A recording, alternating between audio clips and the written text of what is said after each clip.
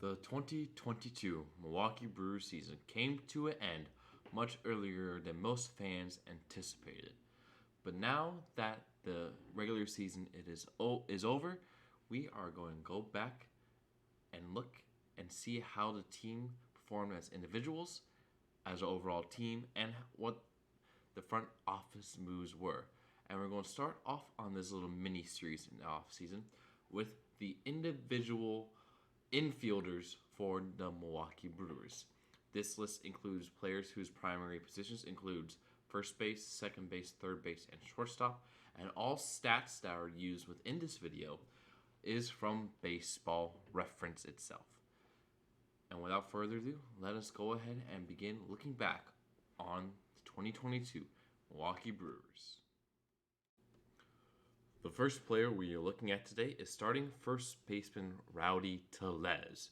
Tellez, who the Brewers acquired from the Toronto Blue Jays in a trade last season, had a career year for the Brewers.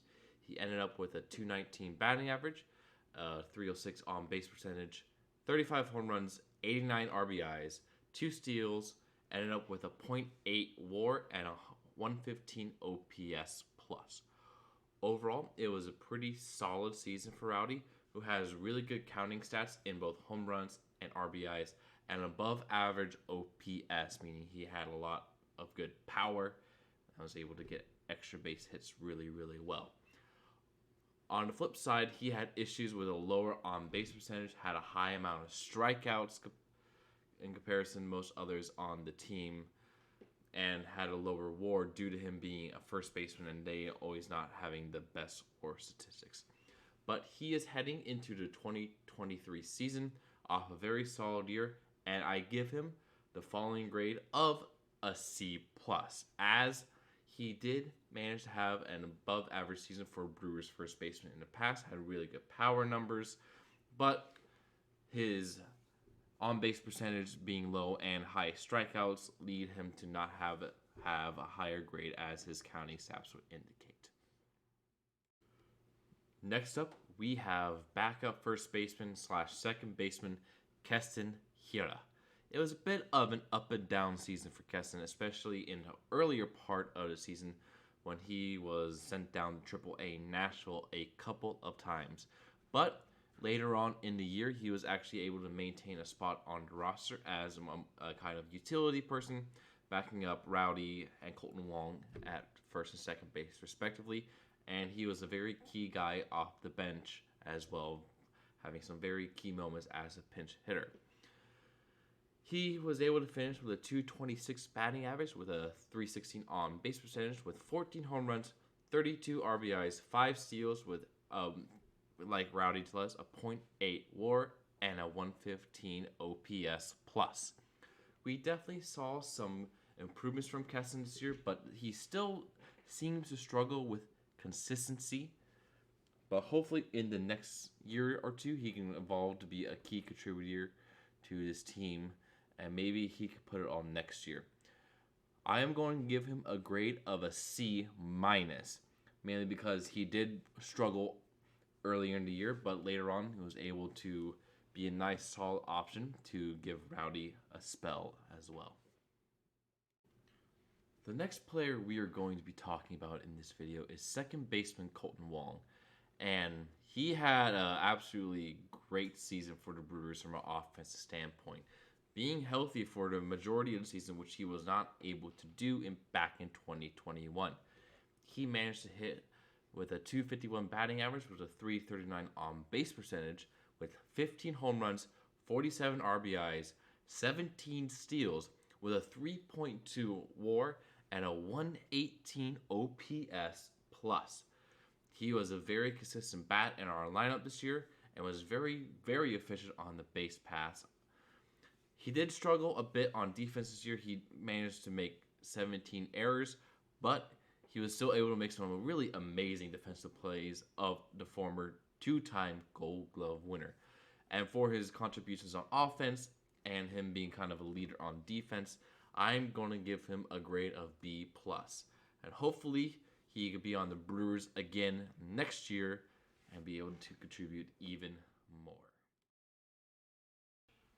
Up next is the player that I consider to be the 2022 MVP for the Milwaukee Brewers in shortstop Willie Adames. Now, here is a guy who is a cornerstone for a franchise. Willie had a record setting year for the Brewers as he hit a franchise record 31 home runs from the shortstop position.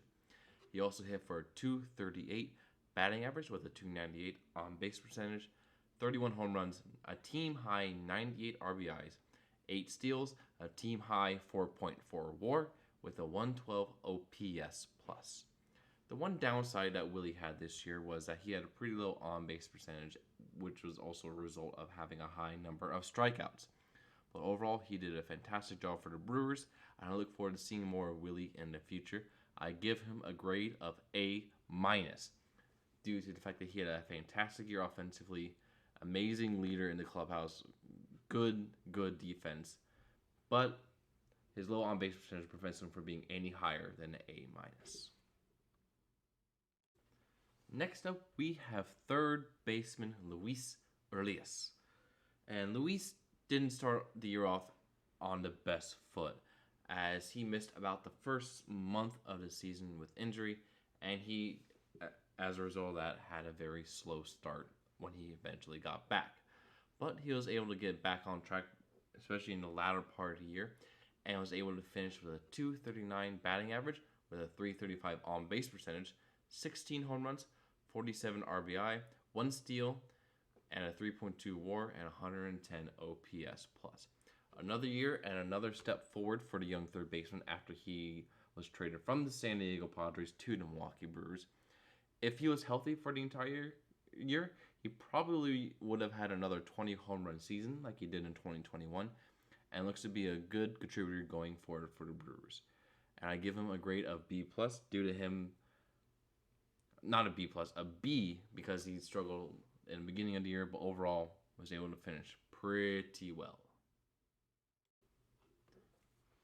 Next up is a very solid bench player for the Milwaukee Brewers in Jace Peterson. He had another good year being the uber utility man for the Brewers in the infield, and as well sometimes playing outfield as well. He managed to have a 236 batting average with a 316 on base percentage, 8 home runs, 34 RBIs, 12 steals with a 2.3 WAR and a 98 OPS plus. And you can't really complain much about Jace Peterson. He plays his role perfectly, playing solid defense at every position while providing a good bat in the lineup for when guys are missing a game or two to rest, either in the infield or outfield. And for that reason, I give him a grade of B-, because he just, in general, is a very, very solid contributor to the team. The last player we're going to be discussing in this video is Mike Brousseau. His primary role came in as a pinch hitter or a defensive substitution late in games, but he did his role really well, being extremely clutch multiple times during the season. He finished with a 255 batting average, a 344 on base percentage with 6 home runs, 23 RBIs, 2 steals with a 0.6 WAR and a 117 OPS plus. Nothing too flashy, but a real dependable bench player that every team needs. And for that reason, I give him a grade of a C+ for his consistent role off the bench. So, if you use the standard letter grading, where an A is worth 4, B is worth 3, and so on, then the overall grade I give our infield players is as follows. On the left-hand side, you can see the individual point values for each of the players based on the grade I gave them. So, the average turns out to be 2.7, or the letter grade of B-. I would like to thank you all for stopping by this video today. I'm hopefully going to be able to next week do the same thing for our outfielders and catchers of the 2022 season. And I'll see you all next time. Please don't forget to like, comment, and subscribe for more off-season coverage of the Milwaukee Brewers.